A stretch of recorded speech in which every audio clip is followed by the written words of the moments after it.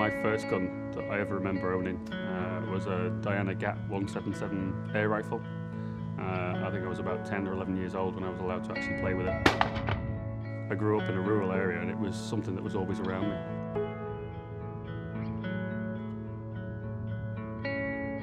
Once you're exposed to something like that, I think it's the element of danger.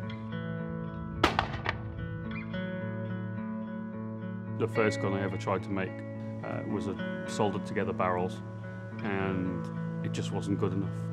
For me, it just wasn't as accurate as it could be. It wasn't perfect.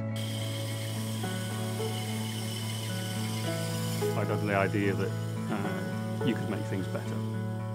The very first test that we did for manufacturing a barrel from one piece of steel, it came pretty close, and I thought, this isn't going to be so bad. And then it took another 4 years before we managed to produce one barrel set that was actually able to be shot and tested.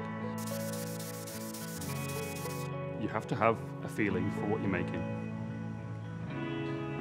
You have to love what you're doing. You have to care about what you're doing.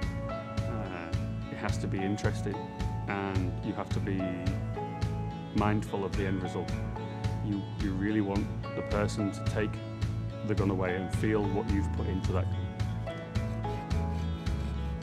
Every customer is a different size and a different shape, and they have to be able to hold that gun and feel it, and it has to be part of them. It's your legacy. When I'm long gone, these guns will be getting used in 100 years' time. We want to make something that can last more than one lifetime. And they have to be able to hold that gun and feel it, and they have to feel the liveliness and the balance and everything else that goes with a gun. And it has to be part of them. You're creating something for the future that somebody's going to care about, and their children and their children's children still might have your gun in their possession and care about it.